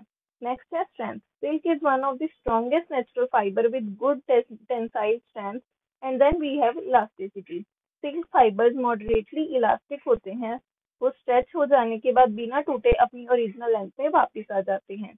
नेक्स्ट है स्मूथनेस। सिल्क फाइबर्स का सरफेस बहुत ही स्मूथ एंड सॉफ्ट होता है, जो सिल्क फैब्रिक को बहुत ही लग्जरियस फील देता है against the skin and also reduces friction. After that we have next property of silk, that is absorbency. Silk एक हाईली एब्जॉर्बेंट फाइबर और फैब्रिक है जो अप टू 30% मॉइस्चर एब्जॉर्ब करने की क्षमता रखता है। नेक्स्ट है thermal regulation. Silk is a good insulator, ये आपको कोल्ड वेदर में गर्म रखता है और हॉट वेदर में कूल। नेक्स्ट है हाइपोअलर्जेनिक। सिल्क डस्ट माइट्स, मिल्ड्यू और अदर इंसेक्ट से बॉडी को बचाता है। After that biodegradability. Silk biodegradable और इको फ्रेंडली है, जो एनवायरनमेंट को बिल्कुल भी हार्म नहीं करता। नेक्स्ट है डाइबिलिटी। सिल्क इजीली डाई हो जाती है और इसके वाइब्रेंट और लॉन्ग लास्टिंग कलर्स होते हैं। लास्ट प्रॉपर्टी है कंबस्टिबिलिटी। सिल्क एक लेस फ्लेमेबल फाइबर है रादर देन कॉटन और अदर सिंथेटिक फाइबर से। ये धीरे धीरे जलता है और अगर फ्लेम सोर्स को रिमूव कर दिया जाए तो ये अपने आप ही बुझ जाता है। एट लास्ट इसका कंक्लूजन है कि नेचुरल सिल्क से बनने वाले फैब्रिक्स की सुपीरियर क्वालिटी और ग्लोस होता है, और ये various goods like garments, curtain, pillow cases के लिए यूज किया जाता है। सिल्क को स्पेशल वॉशिंग और आयरनिंग की जरूरत पड़ती है। एट लास्ट इस क्वेश्चन को हमें एग्जाम में कैसे अटेम्प्ट करना है, तो सबसे पहले हम प्रोटीन फाइबर्स के बारे में लिखेंगे और उसका फ्लो चार्ट बनाएंगे। उसके बाद introduction of silk, the origin of silk fibre, then the life cycle of silk moth. उसमें हम सिल्क की सारी स्टेजेस को एक्सप्लेन करेंगे एंड देन उसका लाइफ साइकिल ड्रॉ करेंगे। After that manufacturing process of silk, उसके सारे स्टेजेस को एक्सप्लेन करेंगे और उसका फ्लो चार्ट बनाएंगे। देन प्रॉपर्टीज ऑफ सिल्क, उसका फ्लो चार्ट बना के उसकी सारी प्रॉपर्टीज को एक्सप्लेन करेंगे और एंड में हम कंक्लूजन लिखेंगे। आता है what are regenerated cellulosic fibres. Regenerated cellulosic fibres are made from cellulose, जो वुड पल्प से एक्सट्रैक्ट किया जाता है, मींस निकाला जाता है, जिसे बाद में केमिकली डिसॉल्व करके एक्सट्रूड मींस बाहर निकाला जाता है एज अ कॉन्टिन्यूअस फिलामेंट, जिसे बाद में छोटे छोटे स्टेपल फाइबर्स में काट दिया जाता है। इन्हें रीजनरेटेड सेलुलोसिक फाइबर्स इसलिए कहा जाता है because of their combination of natural raw cellulose material and the chemical manufacturing process, जो सेलुलोज को ब्रेक कर देता है, मींस तोड़ देता है, ताकि ओरिजिनल पल्प में से दोबारा से फाइबर रीजनरेट किया जा सके। रीजनरेटेड सेलुलोज की कुछ एग्जांपल्स हैं like viscose rayon, modal, lyocell, and they are known or valued for their softness, moisture absorption and versatility in textile applications. Next है introduction of viscose rayon.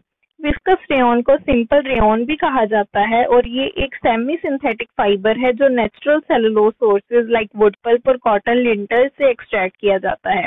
Late 19th और early 20th centuries में rayon को एक affordable alternative माना जाता था silk का, और तभी से ये वर्सेटाइल हो गया और टेक्सटाइल इंडस्ट्री में वाइडली यूज किया जाने लगा।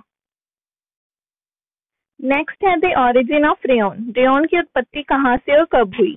रेयॉन की डेवलपमेंट 1800 के दशक के एंड में हुई, जब साइंटिस्ट ने सिंथेटिक फाइबर्स बनाने की कोशिश की जो नेचुरल सिल्क की प्रॉपर्टीज को कॉपी कर सके। 1892 में British chemist Charles Cross, Edward Bevan and Clayton Beadle ने विस्कोस को प्रोसेस को पेटेंट कराया, जिसमें एक चिपचिपा सॉल्यूशन बनाने के लिए अल्कली एंड कार्बन डिसल्फाइड में एक सेलुलोज को डिसॉल्व करना मतलब घोलना शामिल है। इस सोल्यूशन को फाइबर्स बनाने के लिए बारीक होल्स के थ्रू बाहर निकाला जा सकता है। बाय 1905 विस्कोस रेयॉन की कमर्शियल प्रोडक्शन स्टार्ट हो गई थी और फाइबर ने अपनी सिल्क जैसी अपीयरेंस एंड फील के साथ साथ अपनी लो कॉस्ट के कारण बहुत तेजी से पॉपुलैरिटी गेन की। आफ्टर ऑरिजिन आता है manufacturing process of viscose rayon. तो सबसे पहले रेयॉन के फाइबर्स मैन्युफैक्चर किए जाते हैं जिसके बहुत से स्टेप्स हैं और जिसका मेन एम सेलुलोज को एक सोल्यूबल कंपाउंड में बदलना है जिसे फाइबर में निकाला जा सके। तो सबसे पहले सेलुलोज की प्रिपरेशन की जाती है। एज सेलुलोज रेयॉन का प्राइमरी रॉ मटेरियल है जो वुड पल्प और कॉटन लिंटर से ड्राइव किया जाता है। तो उसे प्रिपेयर करने के लिए फर्स्टली उसे प्योरीफाई किया जाता है to remove impurities and resulting in high purity cellulose. After preparation, purified cellulose की स्टीपिंग की जाती है जिसके लिए उसे सोडियम हाइड्रोक्साइड के सॉल्यूशन में स्टीप किया जाता है, मतलब भिगोया जाता है टू प्रोड्यूस अल्कली सेलुलोज। ये प्रोसेस सेलुलोज फाइबर्स को स्वेल कर देता है, मतलब फुला देता है and converts them into a more reactive form. Next है प्रेसिंग। इस स्टेप में अल्कली सेलुलोज से एक्सेस सोडियम हाइड्रोक्साइड रिमूव किया जाता है by pressing and this reduces the moisture content and concentrates the alkali. After that alkali cellulose की shredding की जाती है, means उनके fine crumbs छोटे छोटे टुकड़े किए जाते हैं और फिर उन shred alkali cellulose की aging होती है under controlled conditions to reduce its molecular weight to the desired level. After that उन aged alkali cellulose को carbon disulfide के साथ treat किया जाता है to convert into cellulose xanthate. After xanthation उन्हें डिसॉल्व किया जाता है into dilute solution of sodium hydroxide.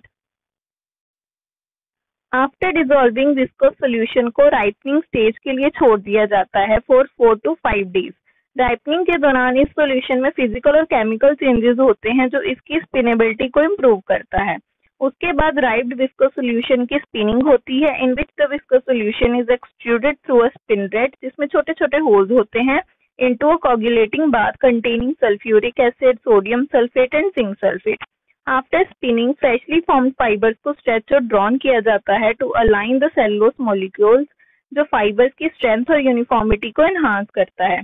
After drawing fibers को अच्छे से wash किया जाता है to remove residual chemicals including sulfur compounds.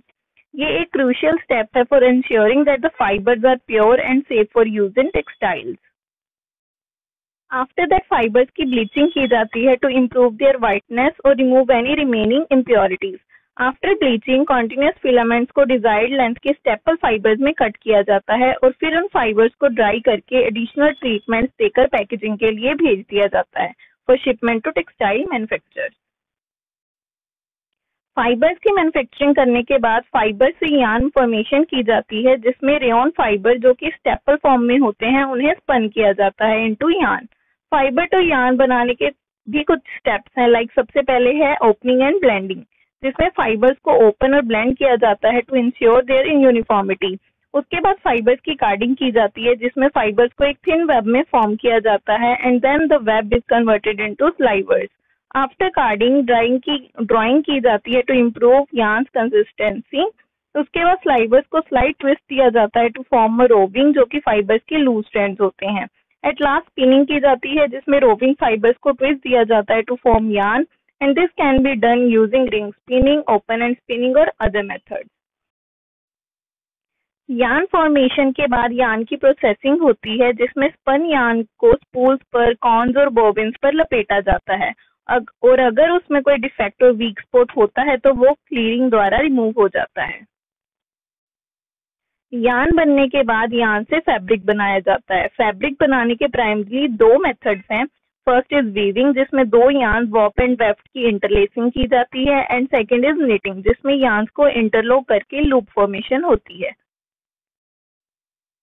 Fabric बनने के बाद उसकी प्रोसेसिंग होती है जिसमें सबसे पहले फैब्रिक को स्कोर किया जाता है, मतलब वॉश किया जाता है टू रिमूव नेचुरल वैक्सेस और oils etcetera. After scouring fabric को ब्लीच किया जाता है to achieve uniform white colour and then उसे मर्सराइज किया जाता है जिसमें उसे कास्टिक सोडा सॉल्यूशन के साथ ट्रीट किया जाता है to improve dye uptake, lustre and strength. After mercerising fabric को डाई किया जाता है एंड देन पैटर्न्स और डिजाइन उस पर प्रिंट किए जाते हैं और फिर लास्ट में उसे softening, heat setting, water repellency और रिंकल रेजिस्टेंस फिनिशेस दिए जाते हैं। नेक्स्ट स्टेप है क्वालिटी कंट्रोल। कंप्लीट फैब्रिक बनने के बाद वो क्वालिटी कंट्रोल डिपार्टमेंट में जाता है, जिसमें चेक किया जाता है कि फैब्रिक अपने रिक्वायर्ड स्टैंडर्ड्स लाइक उसकी स्ट्रेंथ, कलर, फास्टनेस और अदर प्रॉपर्टीज पर खरा उतरा है या नहीं। After getting approval from quality control check, finished fabrics को पैटर्न्स में कट करके उसकी स्टिचिंग की जाती है। And after cutting and stitching at last हमारे पास फाइनल प्रोडक्ट बन के आता है, जिसकी एक बार फाइनल इंस्पेक्शन होती है एंड देन उसको पैकेजिंग के लिए भेज दिया जाता है फॉर डिस्ट्रीब्यूशन।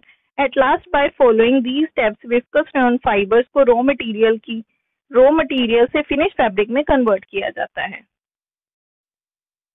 अब नेक्स्ट हमारे पास है विस्कस रेयॉन की प्रॉपर्टीज, जिसमें सबसे पहले है फिजिकल प्रॉपर्टीज। तो फर्स्ट प्रॉपर्टी है अपीयरेंस। रेयॉन देखने और फील करने में बिल्कुल सिल्क के जैसा होता है and it has high sheen and lustre. उसके बाद है कलर। रेयॉन में wide range of vibrant colours available होते हैं और ये गुड कलर इंटेंशन मेंटेन करे रखते हैं, मींस इनके कलर जल्दी से फेड नहीं होते। नेक्स्ट है texture. Rayon soft, smooth and comfortable होती है against the skin. Texture next property है स्ट्रेंथ। रेयॉन की मॉडरेट स्ट्रेंथ होती है, पर ये गीला होने के बाद वीक पड़ जाता है। It can lose up to 50% of its strength when expose to moisture. Next है इलास्टिसिटी। रेयॉन फाइबर की लो इलास्टिसिटी होती है, ये स्ट्रेच नहीं होता और इसमें इजिली रिंकल्स भी पड़ जाते हैं। आफ्टर फिजिकल प्रॉपर्टीज हमारे पास है मैकेनिकल प्रॉपर्टीज, जिसमें फर्स्ट मैकेनिकल प्रॉपर्टी है tenacity. The tensile strength of viscose rayon is lower as compared to some synthetic fibers. Next है abrasion resistance. Rayon has moderate abrasion resistance, which means rayon को आप जब भी wear करोगे या निकालोगे उसमें friction पैदा होगी, like static charge. Next है peeling resistance. Rayon में peeling नहीं होती, means उसमें बुर पैदा नहीं होता as compared to other synthetic fibers, क्योंकि rayon का smooth surface होता है। आफ्टर मैकेनिकल रेयॉन की कुछ थर्मल प्रॉपर्टीज भी है, like heat sensitivity, means rayon ज्यादा हीट नहीं सह सकता, ये इजीली बर्न और डिग्रेड हो जाता है अगर इसे ज्यादा हीट में आयरन और ड्राई किया जाए। उसके बाद है comfort. Rayon is breathable and absorbs moisture well, जिसकी वजह से it is comfortable to wear in warm climate.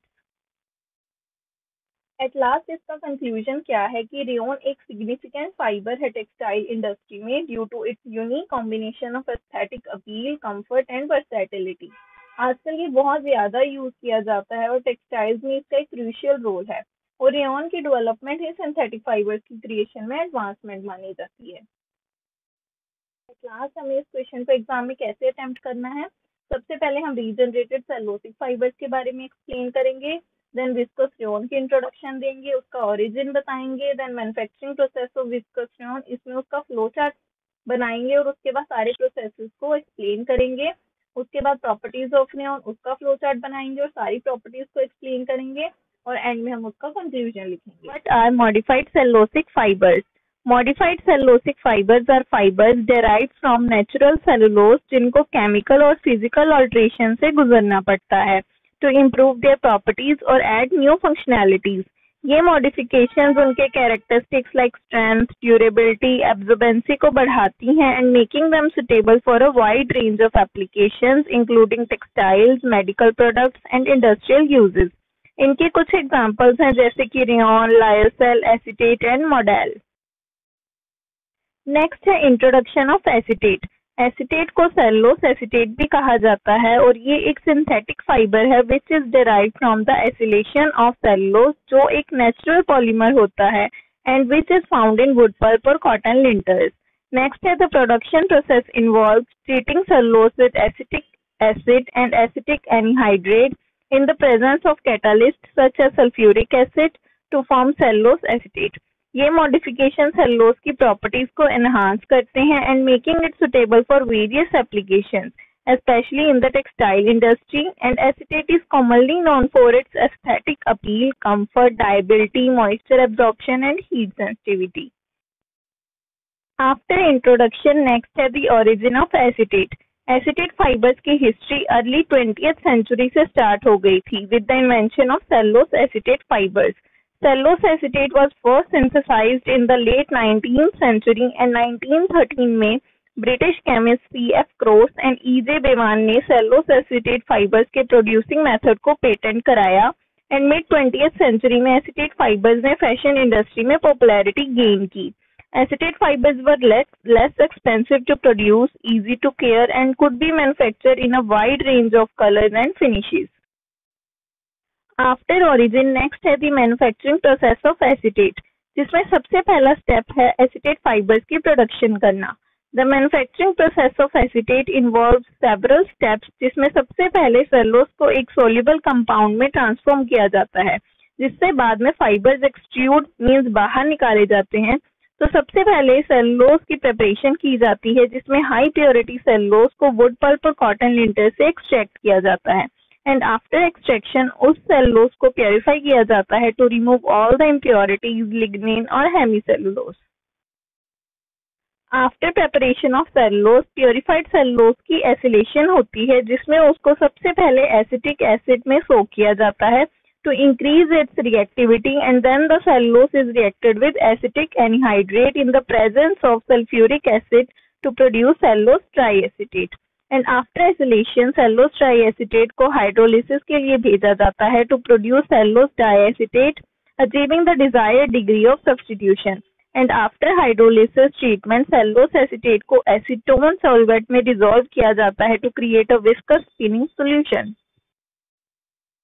After dissolution cellulose acetate को स्पिनिंग के लिए भेजा जाता है, तो उसमें सबसे पहले स्पिनिंग सॉल्यूशन को फिल्टर किया जाता है, मींस उसमें से सारी इम्प्योरिटीज को निकाला जाता है. देन उस सॉल्यूशन को स्पिनरेट के थ्रू बाहर निकाला जाता है to form continuous filament. Spinning दो तरह से होती है, dry spinning and wet spinning.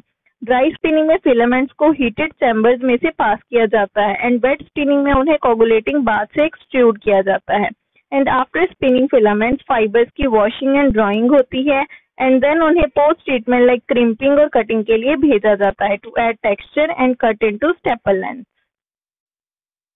After making the acetate fibre, next step है processing of acetate fibre into yarn. Means इस स्टेप में एसीटेट फाइबर से यार्न मतलब धागा बनाया जाता है, जिसके लिए सबसे पहले एसीटेट फाइबर्स की ब्लेंडिंग होती है with other fibres like cotton, wool, polyester etcetera to achieve desired properties in the final fabric. And after blending acetate fibres की कार्डिंग होती है, जिसमें फाइबर्स को अलाइन एंड क्लीन किया जाता है in the carding machine to form a continuous web और sliver. And after carding and cleaning multiple slivers को कंबाइन करके उन्हें ड्रॉन आउट किया जाता है, मींस बाहर खींचा जाता है to improve fibre alignment and uniformity. And at last, drawn sliver को spun किया जाता है into yarn, and this can be done using ring spinning, open-end spinning or other spinning techniques to produce yarn of the desired thickness and twist. Fibre से yarn बनने के बाद next step है fabric production का, जिसमें yarn से fabric create किया जाता है बाय वीविंग और नेटिंग. वीविंग करने के लिए पहले यार्न्स की वॉपिंग की जाती है, मींस यार्न्स को वॉप बीम्स पर लपेटा जाता है, देन उन्हें इंटरलेसिंग करके वीव किया जाता है according to specific weave pattern, example plain, twill, satin.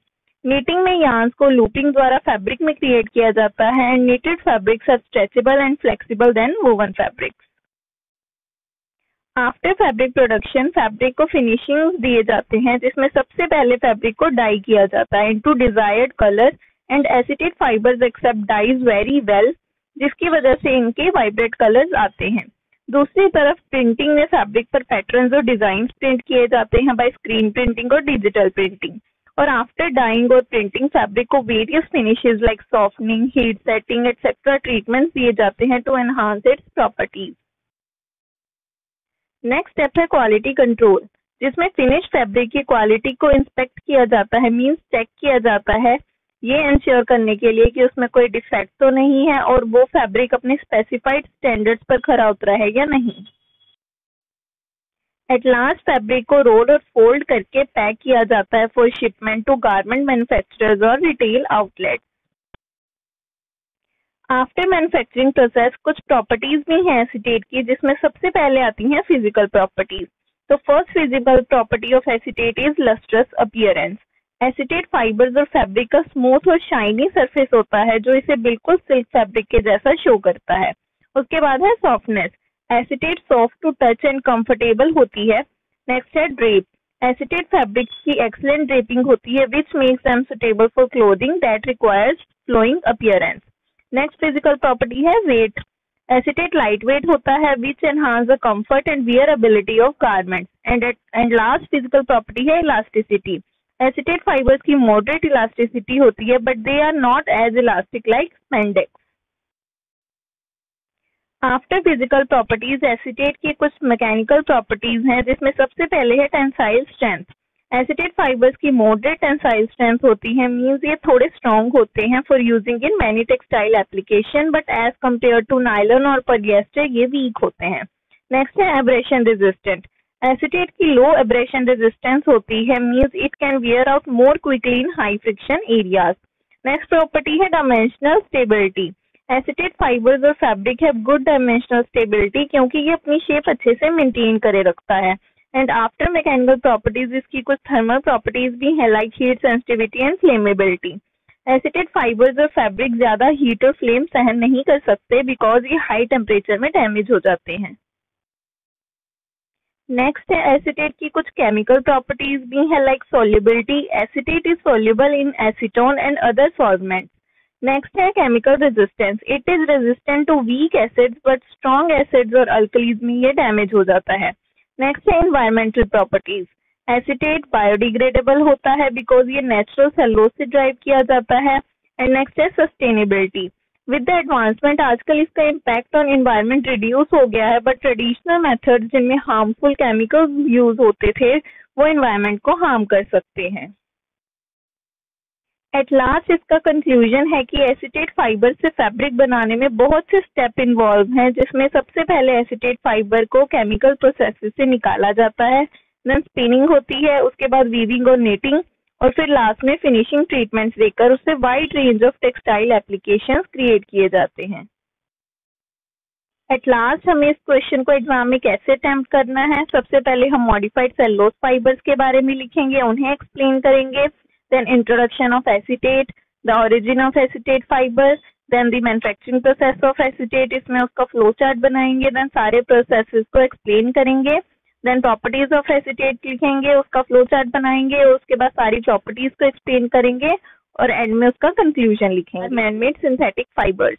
Manmade synthetic fibres are fibres जो पूरे के पूरे केमिकल कंपाउंड्स लाइक पेट्रोकेमिकल से सिंथेसाइज्ड किए जाते हैं।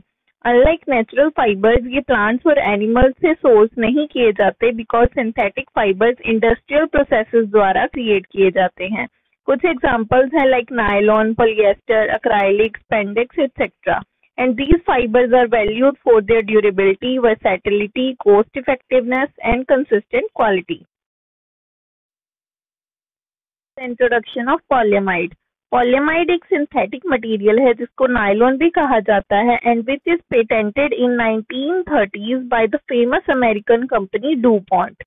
पॉलीएमाइड लॉन्ग और थिन फिलामेंट्स की फॉर्म में प्रोड्यूस किया जाता है and because of it's elastic structure इसको फर्स्ट लेडी स्टॉकिंग्स बनाने के लिए यूज किया गया जिसको great success milli.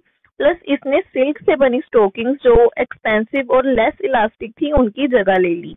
Next, polyamide is now used for wide variety of items worn next to skin like stockings, tights, swimwear, underwear and high quality sportswear, जहाँ comfort और performance जरूरी है।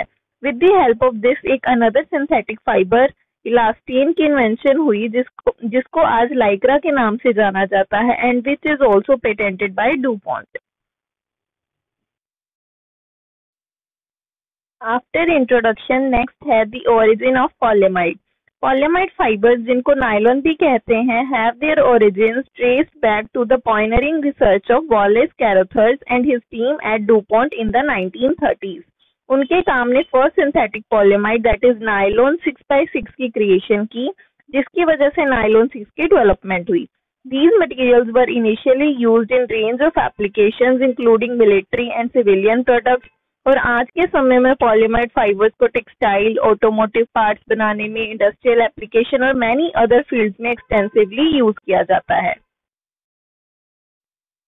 नेक्स्ट हमारे पास है टाइप्स ऑफ पॉलीएमाइड्स। पॉलीएमाइड्स दो तरह के होते हैं, nylon 6 and nylon 6x6।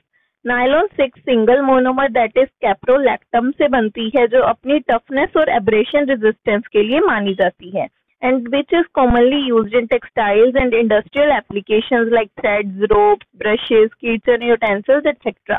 whereas nylon 6x6 is made from two monomers that are hexamethylene diamine and adipic acid से produce होता है, and it has higher melting point and mechanical strength than nylon 6, जो इसे engineering applications like connectors, insulators, sports equipments, carpets, footwears etc. बनाने में suitable बनाता है.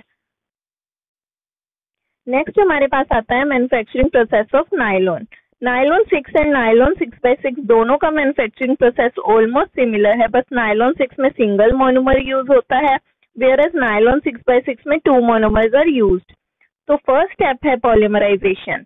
Nylon 6 की पॉलीमराइजेशन में सबसे पहले कैप्रोलैक्टम की रिंग ओपनिंग पॉलीमराइजेशन होती है, जिसमें उसे वाटर एंड कैटलिस्ट एसिड में हीट किया जाता है to form nylon 6 polymer. And after that उस पॉलीमर की डीगैसिंग होती है under vacuum to remove residual monomers and volatiles. Degassing के बाद उस मोल्टन पॉलीमर को एक्सट्रूड किया जाता है, मीन्स बाहर निकाला जाता है, and cut into pellets, means उनको पिल्स और टैबलेट्स के साइज में कट किया जाता है. वेयरएज नायलॉन 6x6 की पॉलीमराइजेशन के लिए दोनों monomers hexamethylene diamine and adipic acid को हीट किया जाता है अराउंड 280 डिग्री सेल्सियस टेम्परेचर पर, which helps in releasing water and forming nylon 6x6 polymer. After that उस लिक्विड वाटर पॉलीमर को कूल किया जाता है for further polymerisation which turns liquid polymer to solid state. उसके बाद पॉलीमर की degassing होती है under vacuum and then pelletising, जिसमें पॉलीमर्स को कट किया जाता है into pellets. After polymerisation next step है स्पिनिंग. स्पिनिंग करने के लिए सबसे पहले नायलॉन पैलेट्स को मेल्ट किया जाता है, मीन्स पिघलाया जाता है इन एन एक्सट्रूडर. नायलॉन 6 को अराउंड 250 डिग्री सेल्सियस के टेम्परेचर में मेल्ट किया जाता है, वेयरएज नायलॉन 6x6 को अराउंड 290 डिग्री सेल्सियस टेम्परेचर में मेल्ट करते हैं. आफ्टर मेल्टिंग मोल्टन पॉलीमर्स को स्पिंड्रेट के थ्रू एक्सट्रूड किया जाता है to form fine filaments. After extrusion उन फिलामेंट फाइबर्स को ठंडा और सॉलिड किया जाता है using air. Third manufacturing step of nylon is drawing. इस स्टेप में कूल्ड फिलामेंट्स को अपनी ओरिजिनल लेंथ से सेवरल टाइम स्ट्रेच किया जाता है. आफ्टर ड्राइंग नेक्स्ट स्टेप है टेक्सचराइजिंग. इस स्टेप में सबसे पहले ड्रॉन फिलामेंट्स को हीट सेटिंग ट्रीटमेंट दिया जाता है, देन इन फिलामेंट्स की क्रिम्पिंग होती है, जिसमें उन्हें ट्विस्ट दिए जाते हैं to create bulk and texture. And after crimping filaments को हाई प्रेशर एयर जेट्स में एक्सपोज किया जाता है to create loops and texture. Texturing करने के बाद नेक्स्ट स्टेप है फैब्रिक प्रोडक्शन का. फैब्रिक प्रोड्यूस करने के दो तरीके हैं, weaving and knitting.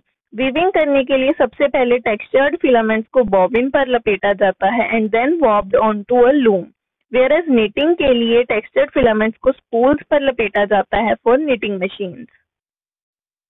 Last step of manufacturing process of nylon is finishing, जिसमें सबसे पहले फैब्रिक को डाई किया जाता है into desired colour using various dyeing techniques. And after dyeing fabric को additional treatments like softening, waterproofing और fire retardant finishes दिए जाते हैं and at the end fabric को inspection के लिए भेजा जाता है to ensure कि fabric अपने निर्धारित quality standards पर खरा उतरा है या नहीं. लास्ट हमारे पास कुछ प्रॉपर्टीज है नायलॉन की, like high tensile strength, means nylon एक बहुत ही मजबूत फैब्रिक होता है and it also has good elasticity. इसको जितना भी स्ट्रेच कर लो ये अपनी ओरिजिनल शेप में वापस आ जाता है. It is also highly resistant to abrasion which makes it suitable for application where wear and tear are common, means ये जल्दी से फटता नहीं है. नेक्स्ट प्रॉपर्टी है chemical resistance. It is resistant to many chemicals including oils, greases and solvents, जो इसकी durability को एनहांस करती है. नेक्स्ट है low friction coefficient. As nylon is a synthetic fibre, जिसकी वजह से ये एक लो फ्रिक्शन कोफिशिएंट फाइबर और फैब्रिक होता है. नेक्स्ट प्रॉपर्टी है मॉइस्चर एब्जॉर्प्शन. पॉलीमाइड हाइग्रोस्कोपिक होता है, means it can absorb moisture from the surrounding environment. Next है heat resistant. It has good heat resistance and also is an excellent electric insulator which makes it suitable for use in electrical components and insulation materials. Next है transparency. जैसे कि कुछ पॉलीमाइड्स OPEC होते हैं, means transparent होते हैं, which allows it for a wide range of aesthetic options. Last property है मोल्डेबिलिटी. Polyamide easily कोई भी शेप में मोल्ड हो जाता है using techniques such as injection moulding and extrusion. which allowing for the production of complex parts and components. Last इसका conclusion है कि पॉलीमाइड, जिसको नायलॉन भी कहा जाता है, is a versatile synthetic polymer with a wide range of application across various industries. इसकी बहुत सी प्रॉपर्टीज हैं, मींस क्वालिटीज हैं, like high tensile strength, good elasticity, abrasion resistance, जिसकी वजह से ये textile manufacturing, engineering, plastics, automotive parts, electrical components etcetera बनाने के लिए यूज किया जाता है। एट लास्ट हमें इस क्वेश्चन को एग्जाम में कैसे अटेम्प्ट करना है। सबसे पहले हम मैनमेड सिंथेटिक फाइबर्स के बारे में लिखेंगे, then introduction of polyamide, the origin of polyamide fibre, then types of polyamide, manufacturing process of polyamide, उसमें हम उसका पहले फ्लो चार्ट बनाएंगे, देन सारे प्रोसेस को टर्न बाय टर्न एक्सप्लेन करेंगे। After that properties of polyamide, उसका फ्लो चार्ट बनाएंगे, फिर उसके बाद सारी प्रॉपर्टीज को एक्सप्लेन करेंगे और एंड में कंक्लूजन लिखेंगे। नेक्स्ट हमारे पास है इंट्रोडक्शन ऑफ पॉलिएस्टर।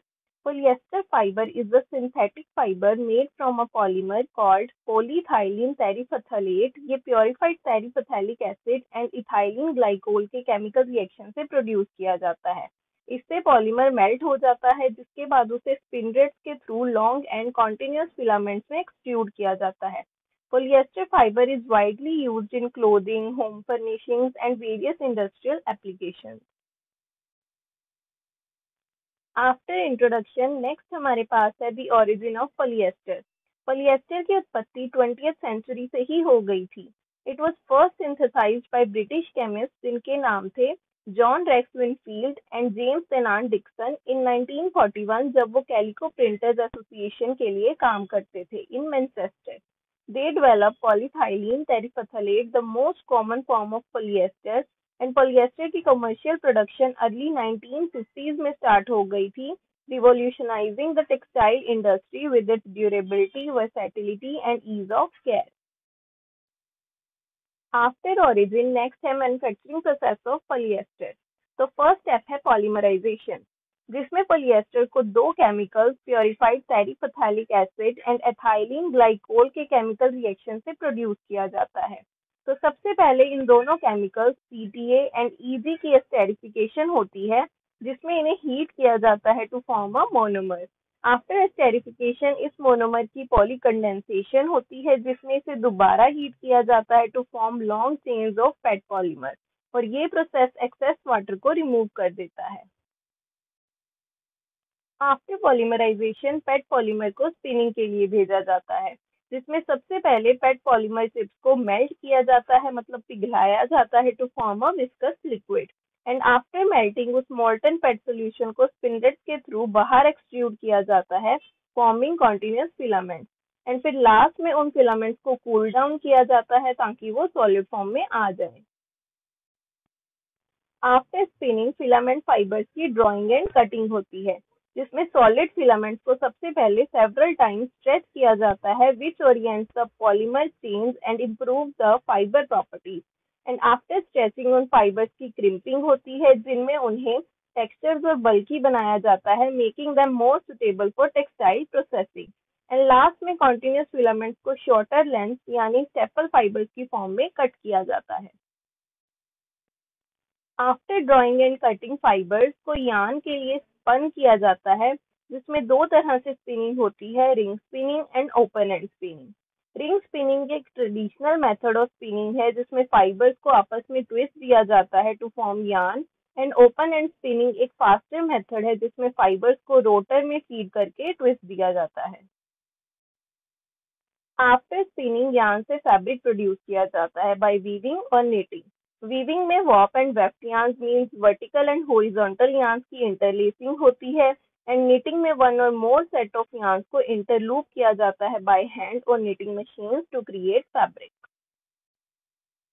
फैब्रिक बनने के बाद उसे डाइंग और various types finishes like sheet, setting, chemical treatments और मैकेनिकल प्रोसेसेस देने के लिए भेजा जाता है, तो इसके टेक्सचर, अपीयरेंस और फंक्शनैलिटी को इम्प्रूव करता है।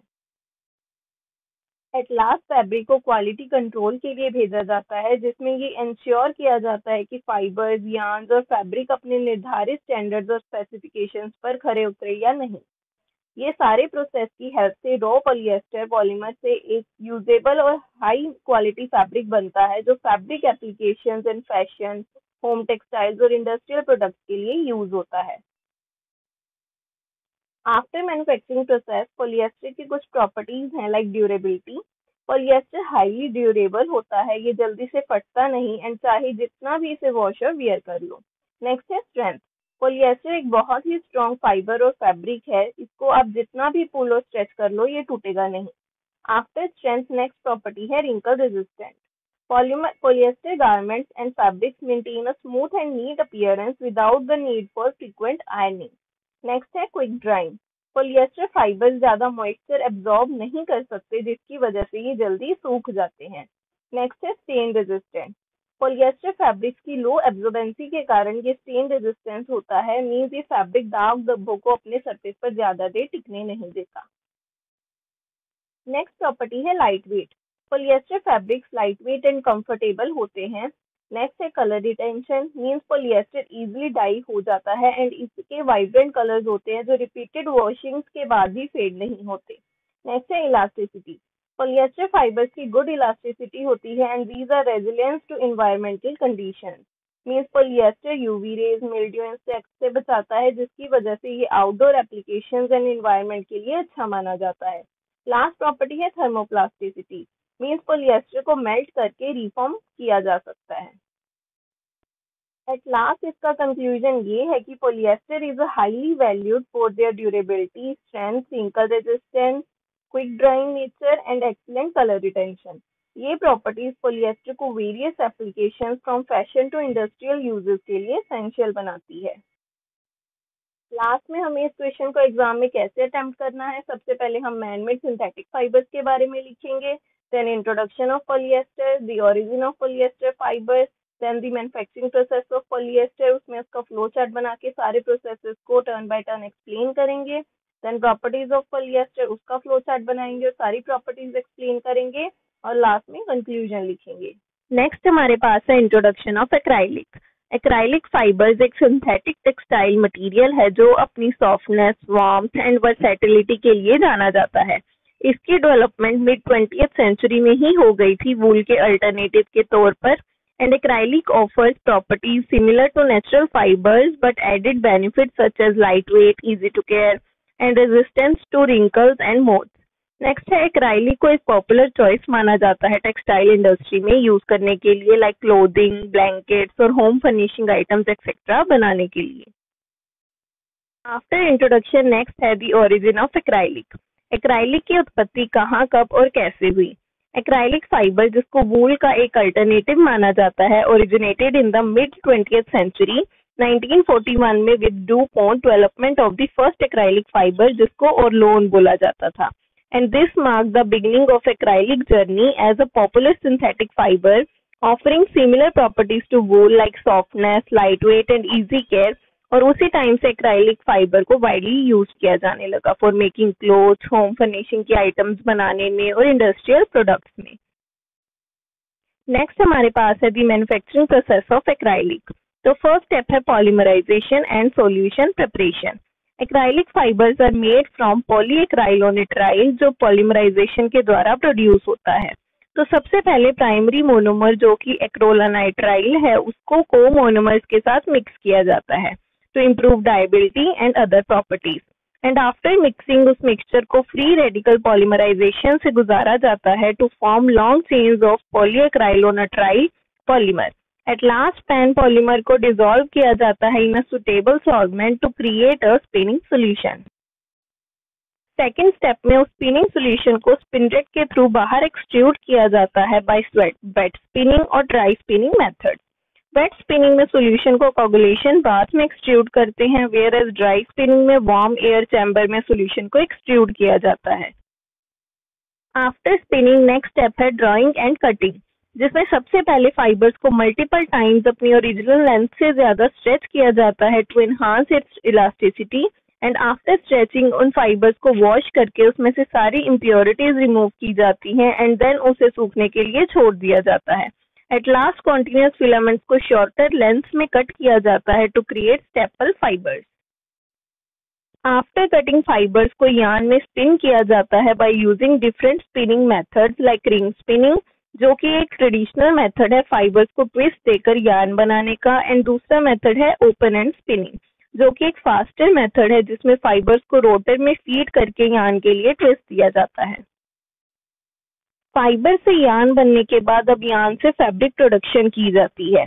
फैब्रिक को दो तरीके से प्रोड्यूस किया जा सकता है। फर्स्ट इज वेविंग, जिसमें दो sets of yarn means warp and weft yarns को आपस में इंटरलेस किया जाता है, and second is netting, in which interlooping is done with one or more sets of yarn by hand or knitting machines. Fabric बनने के बाद उसे नेक्स्ट स्टेप में डाई और फिनिशिंग ट्रीटमेंट्स के लिए भेजा जाता है, जिसमें उसे सबसे पहले डिजायर्ड कलर में डाई किया जाता है, and then softening, heat setting और केमिकल फिनिशेस दिए जाते हैं to improve texture, appearance and functionality. At last fabric को क्वालिटी कंट्रोल के लिए भेजा जाता है, जिसमें चेक होता है कि फैब्रिक अपने रिक्वायर्ड स्टैंडर्ड्स पर खरा उतरा है या नहीं।